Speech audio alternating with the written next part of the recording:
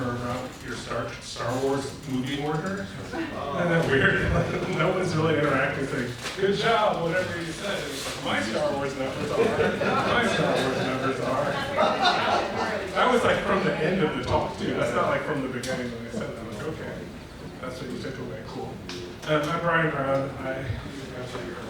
So what I wanted to do is we actually have two breakouts, and either of them, all of the data that we submitted on what we're going to be talking is sort of lost between the submission and the app.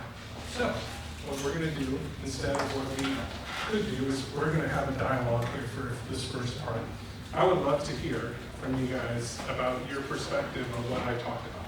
Now, the reason I say that is because I'm trying to learn. So the amount of chatter, the number of fundraisers who were like hidden among the people who popped out of the woodwork when I got done speaking with Hi. And I hope that you're here because you have at least a peripheral interest in AI and its application to marketing. And again, the word marketing in my context is not a synonym for fundraising. Those are two different disciplines. Marketing refers to the thing that doesn't make money, and fundraising the thing that does, which is super weird and confusing. But I would love, if anyone's willing to share, just any reactions you had, things you agreed with, things you didn't, things you are intrigued by, you want to talk more about, because I would really like for this conversation to be far more bi-directional for this first part. Yes? Yeah, so I'm at an institution that I would say is under-resourced on the marketing and fundraising side. So it's like a big thing that came out of yours. It's like, how do we leverage these things to support that process? Not to replace anybody, but because we already don't have the people. Right? So it's like, how do we leverage it to support the folks who are in those roles? So for those who might not be able, I think we're recording this as well, just to repeat it for the recording, is how do we generate more support leveraging AI? How does AI become, in and of itself, a lever to generate more income? So let's talk about that topic for a minute, because that's something I actually didn't talk about. And not because just so everyone knows, Masterworks' dream would be that Masterworks doesn't exist. I shouldn't say that too loud. It's on tape. Hey, everybody. All the employees of Masterworks. What's needed is yeah, we would hope that we would no longer be necessary. Now, not because we don't believe that there's an essential, Holy Spirit-driven, legitimate role for wisdom to play in guiding the destiny of ministry. We're not going to hand the wheel over to AI, but most of what Masterworks does is directly replicable with quality machine learning and artificial intelligence. So we work hard on a daily basis to find every opportunity to replace human software with actual software. Now, I liked a lot of what we heard this morning about how the role and office of Holy Spirit-driven human beings will be to oversee and steer that technology, shepherd it. We think that's where there will still be a need. And in the context of ministry, we believe within some period of time that technology will improve to such a degree that ministries can perform the logistical functions that a company like mine does at great expense at no cost. That would be the dream. Now, there are things that my team might be able to help you understand, which is psychographics, history, interpretation, strategy, non-linear thinking, orthogonal. Like, I think AI will be able to propose a raft of very helpful, innovative non-sequiturs, as it were, that will be helpful for ministry. Often marketing is a hard pivot. It's a zig and a zag. So far, AI is primarily interested in optimization and improvement based on prior performance, but that sort of generative thinking right now is something we think will still be able to add a lot of value for the near future. I love that question. And just so you know, secretly inside of Masterworks, an agenda of ours, and I think it's to answer the question about AI generally, we are trying to do all of the things that we use. So at Masterworks, just again, this isn't about our company, I'm not trying to make it about that, but it's helpful. We have a class of client we call full service, and they're the ones who pay us to do everything for them. We replace an internal team or augment an internal team. What we're trying to do now is the tools that our teams use, we're trying to develop them as SaaS, so that if and when the company decides to part ways with us, and the number of ministries that can afford to pay Masterworks is straightforward. Even the largest ministries, a portion of their revenue they can allocate to pay a human software company to do is decreasing. So we use SaaS internally in the hopes that one day when that ministry needs to pull that work back in-house, they can pull it and get the same thing they were getting from us, but at a fraction of the cost. I love that. What other reactions to what was shared? Shoot my stuff full of holes. It helps them get better. I get really nervous when I'm speaking. So yeah, I'm sure I said things that I might want to take back, so feel free. Other questions or observations you guys have? My observation was you described exactly what I just went through. Will you tell the group more? Do you mind sharing? I'll just say, I'll say it very succinctly. We want to track every pixel to every dollar. Okay. And I say, it doesn't work that way. Well, we can do it, blah, blah, blah, such and such company where I was vice president of marketing, and I'm like, it doesn't work that way. Especially when, we ask people when they register, how did you hear about us? I go, a friend told me. Exactly. Okay. How's that friend here? It's interesting that you bring that up. So I mentioned sort of Rogue One klaxon that plays in my head about the looming crisis of fundraising, which is so real. I mean, texts in my pocket are from CEOs of large ministries. I mean, COVID did a number on most of it did a weird number. In one hand, organizations raised so much more money during COVID than they had over the last 8 years, but then it all went away faster than it was there. So there is just like that Rogue One siren in my head. I'll put it your way. The revenue graph of American broad church, big ministry fundraising looks like this. It's going down, levels starting to decline, COVID up, and then spike down. And we still don't know where the bottom is going to be. Everyone doesn't know where that's going to be. So that graph, steady state, small decline, spiking COVID, and then a descending slope is the current reality in American generosity. There are outliers. The outliers are the ones who are actually on the tech-have side of what I was describing.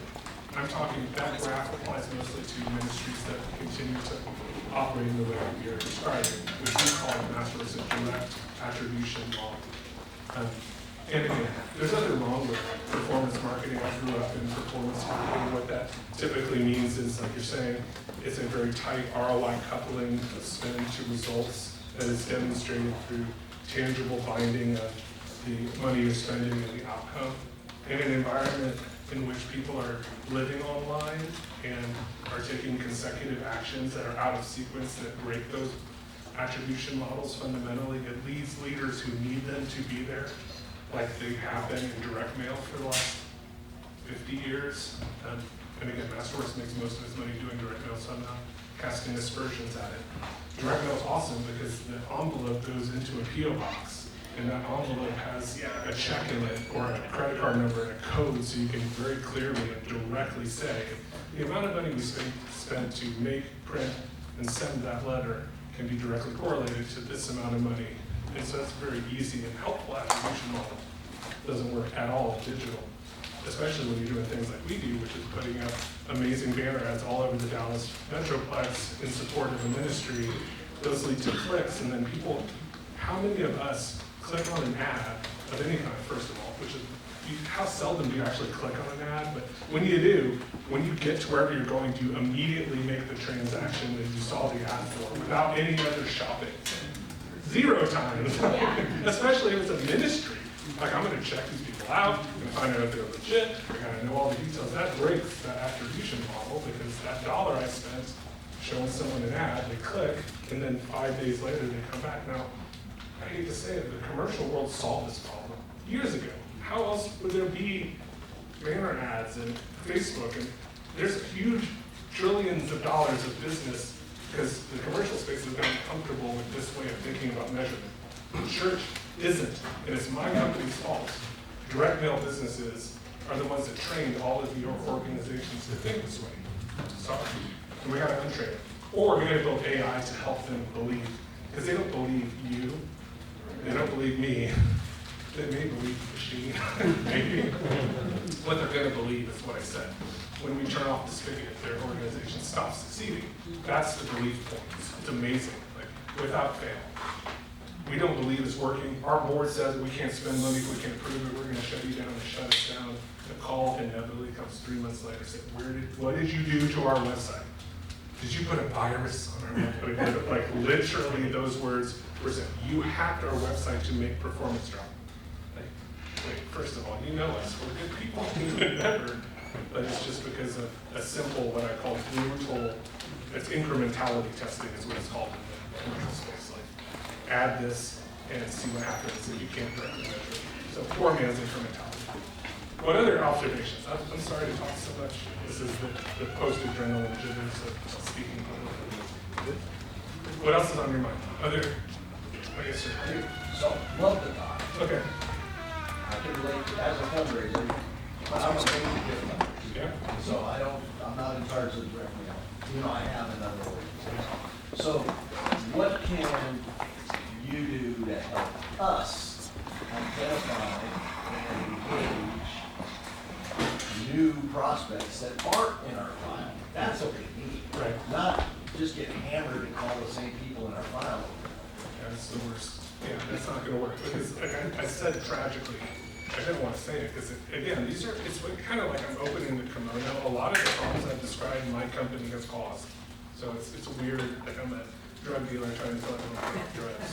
It's hard. It's my, like I mentioned, I'm in a transition process myself where I'm succeeding a man who is a passionate leader of ministries who has done a great job in the last 30 years. And I'm having to basically say Masterworks is going to go in different directions. So be praying for me because that's hard. To answer your question about acquisition, so there's all these things tied together. So we had to sidestep that landmine, the one you're talking about. We need to see, we spend this, I want to see it in this bank account, this budget, whatever you would, chart of accounts in my P&L, this source code or other terminology that's commonly used. We had to sidestep that grenade, and we did that in a large organization that had the same exact issue as yours. So what we did is we developed a model. I didn't talk about it long enough. I'll just show it. It's the 3-lens model, just so you can see what I'm talking about while we talk.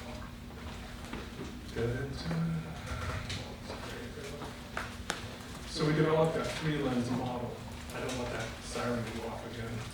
It was amazing. They really did a much better job because it was super loud when we were, I just threw it in my PowerPoint for funsies, and it was much louder than we wanted. So I'm sorry. If that was hard for them, I wasn't trying to be, it just seemed appropriate. And so I mentioned this classical quantum physics thing. This all was born out of this conversation with a large ministry. A large ministry that does legal defense in a Christian space for Christians who are often brought up on charges. They represent the Supreme Court. You might know which one I'm talking about. So we had to come up with a model to convince their CEO that there was an accusation against our company that we were fleecing that organization, stealing their money. Like, you're just taking our money, it's not doing anything, not making any money. And so we had to develop a model to help move past that grenade. And so we came up with this metaphor that said, in fundraising world, in my world, there are 2 types of legitimate physicists. This isn't a flat earth rounder, by the way. Like some people have interpreted this to mean that. That's not what I'm saying. There's mutual respect. Newtonian physics and quantum physics are both true in their context, right? So we came up with this metaphor that said, some of us are Newtonian and some of us are quantum, but you have to look at it both ways. So we developed this multi-lens model. And so this is getting, I'm sorry for those of you who are not fundraisers, this is ultra fundraising, they're being technical. I didn't realize 8 years ago that I would be doing this with my life, but you guys can teach me about LLMs and I'll teach you about direct attribution lens. So the first lens is the CRM, and so we tell our clients, go look at However Donor, Perfect Donor, Direct, Salesforce, Virtuous, Blackbaud. Go look at the money in there. That's what your CFO really thinks. That's what the board sees. That's real dollars in the bank. The issue with that model is the money's almost always in the wrong spot. And often there are these hilarious generic buckets where money that doesn't have a sourcing on it land, and they never will give you any credit for it. So that's often where the digital dollars end up in your CRM or your general ledger. It's like this general giving, white male, there's names for it, undifferentiated giving bucket. But first lens, you gotta look through that lens, because that's the lens your CFO looks through, that's the lens your board looks through, that's the lens everyone cares about. Be ready to speak to that lens, but also be ready to speak through the lens of your web analytics platform. Every client we work with, if they work with us, they have our web analytics, so we have our own proprietary web analytics because very few ministries have the team to implement and instrument their properties correctly, so we do that for them to help with this problem. But you may have G and Google Analytics are comparable. So you need to use that, because the great thing about Google, again, remember, they're an advertising empire. That is what Google is. They're not much, there are many things, but the main thing is an advertising company. They've developed Google Analytics to prove to marketers that the money that all the advertisers were spending was working. So that's what it does. It's really good at it. It's really good at doing it even when you don't do it right. So that's another lens you need to be looking for. And then the third lens is all the places where we spend clients' money on their behalf. I mean, the Meta walled garden of all the various Meta properties, Facebook, Instagram, Google's walled garden, which is both AdWords and Google Ads, which is pay-per-click search as well as display, video, YouTube. All these environments have their own way of counting and measuring, which are completely biased in their own favor, right? So if you imagine going to a website, you land on prisonfellowship.org, and all of these platforms are looking at your history of interacting with them and giving themselves credit for your visit to their property for the eventual conversion that happens. So you can see source codes are great for board decisions. I said business, but really like business financial choices. Analytics tells you what caused someone's visit, and it's really helpful for that. And then ad platforms are not really good either. They just help you spend the money smarter, what's working, which ads are working, and algorithmically tweaking. The three lens approach has actually worked really, really well for us. Because what we have found with our customers is they can all look at that and find an answer they find to be true for themselves and typically standardize and reach harmony with their board or their constituent set that disarms the landmine for a little bit. The problem is that doesn't hold forever, and we see this a lot. We get clients to spend millions of dollars. Like, you gotta remember, direct mail is super expensive. How much do you think it costs to send out a single direct mail appeal for a large ministry? Guess. How much does it mean? No. 15. $8. Oh, no, not that much. No. You know, praise God. Close. I mean, it costs about $200,000. Printing, postage, agency fees, media, you have to do it. Ludicrous amounts of money for a single one of those letters. They go out to millions of people, so I mean, it's not crazy cost per piece, but it's very expensive. So, but when you spend that money on direct mail because you can measure it, no one cares. Because you can see exactly how much you paid.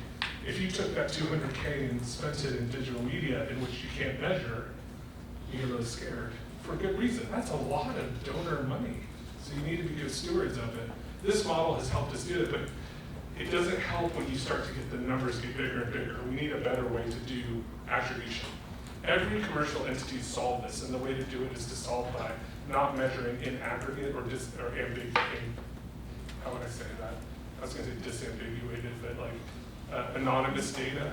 You have to be able to do some significant back-end machine learning to connect on a per person basis a person's consistent journey, and all that's made more difficult these days by privacy, all the things that go through. We can use it, we can make deterministic or probabilistic type of attribution models that can help organizations be more confident in their spending. But it's very complicated, it's high tech. It's the things that organizations like big for-profits need to do it for themselves. We need to do that for ministries as well. Anyway, so long-winded answer. So you asked, where do we find new donors? That's where all of that monologue came from. I apologize. So the answer is to spend money the way that every other business is generating new interest, new customers, and that's through what we call always on. I mentioned that. I'll just slide back down. So when we talk about finding new donors digitally, we don't want to do lead gen. We don't at Masters do lead gen marketing. We don't spend money to get people to do this, then do this, like a marketing funnel. What we do is we believe the right way to build a durable online donor base is to treat people respectfully. So these ads that you see at the bottom of what we call the ziggurat, and the attract level are telling people about your ministry.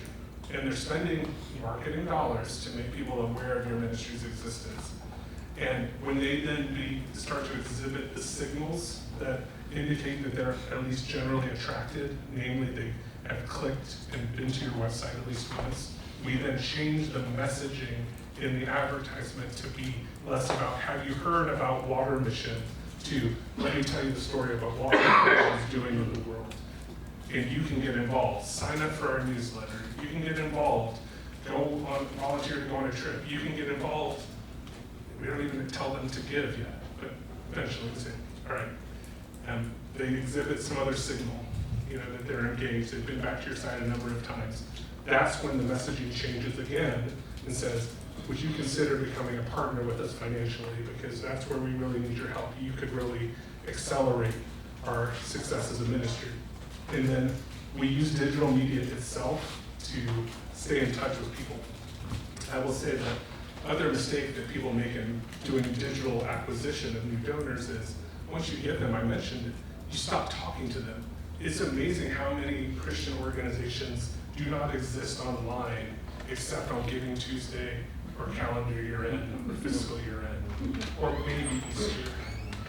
And what brand do you know that you respect only exists like 4 times a year that's convenient to it? It would kind of be like one of those mattress stores that always is doing a sale but only does like one sale every once in a while.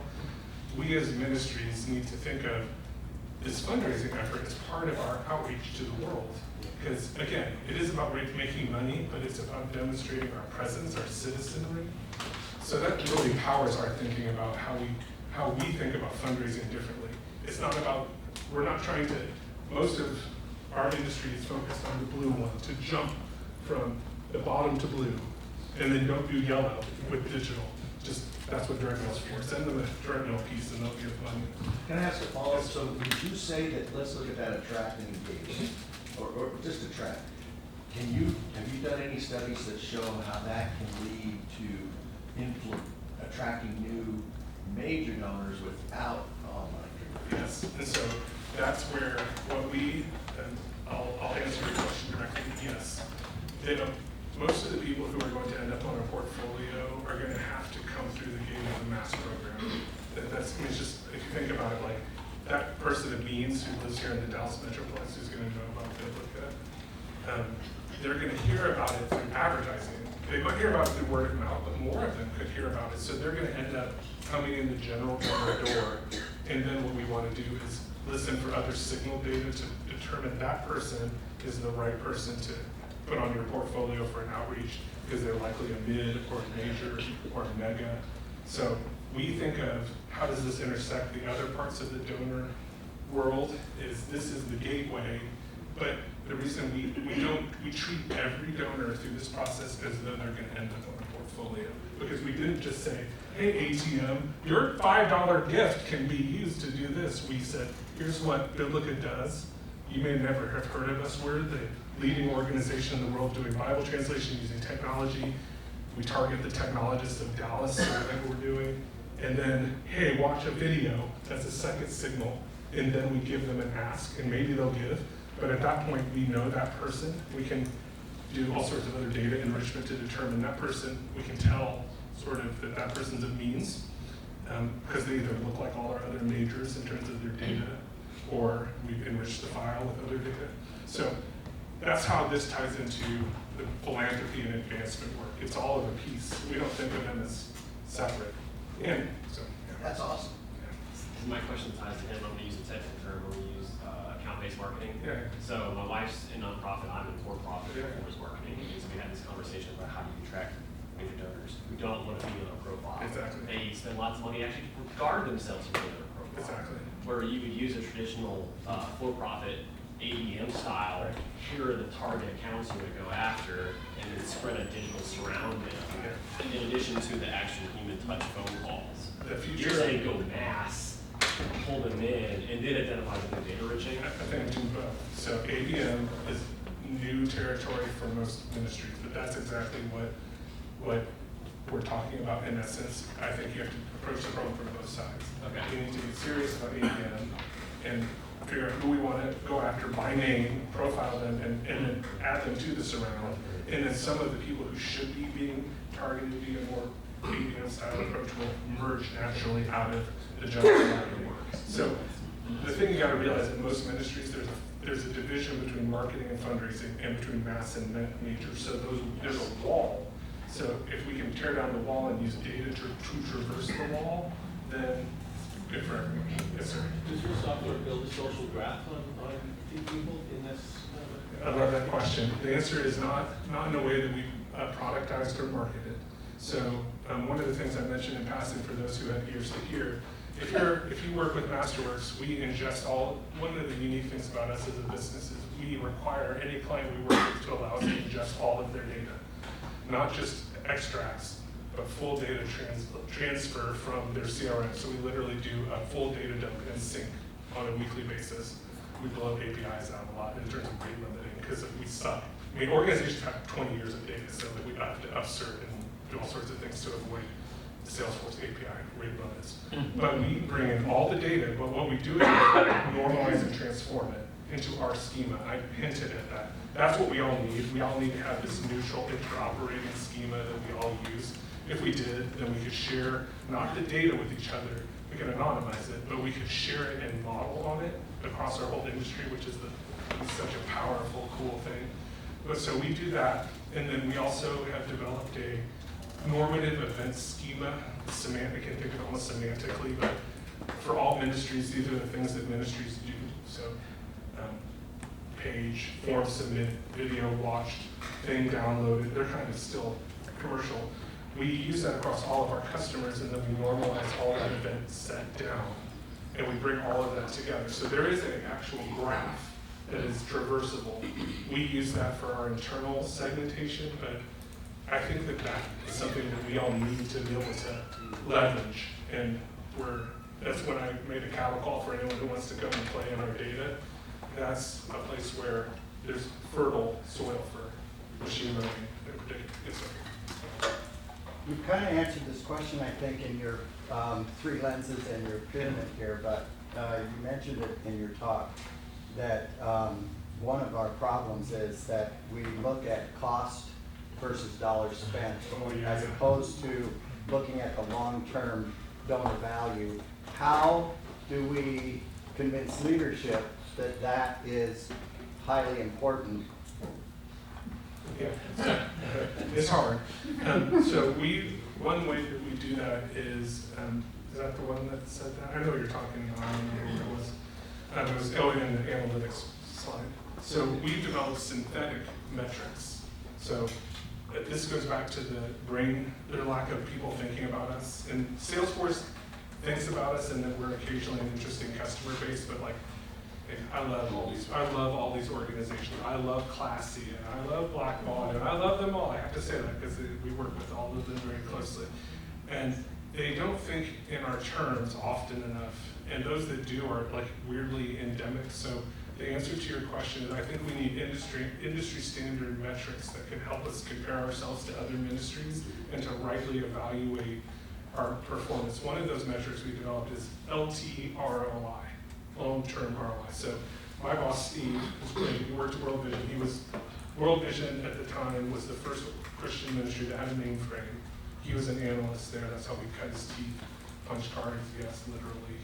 And he developed the first long-term value analysis of the donor, which is commonly used in the commercial space. Like understanding the long-term value. Yeah, the understanding LTV is basic for e-commerce, is basic for all commerce. It was not being applied to the Christian donor experience. So Masterworks and all agencies think about long-term value. That's the way you sidestep that immediate campaign ROI, the tactical ROI to the long-term value. So but our business intelligence platforms you go and buy out of the box don't think in those terms.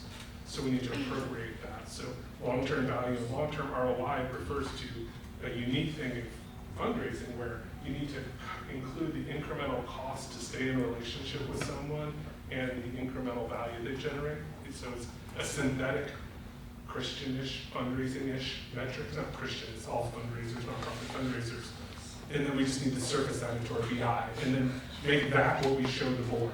Because once you tell the board that you're concerned about the value over time and you can demonstrate it with a metric that seems durable and you report on it consistently, you tend to overcome that barrier.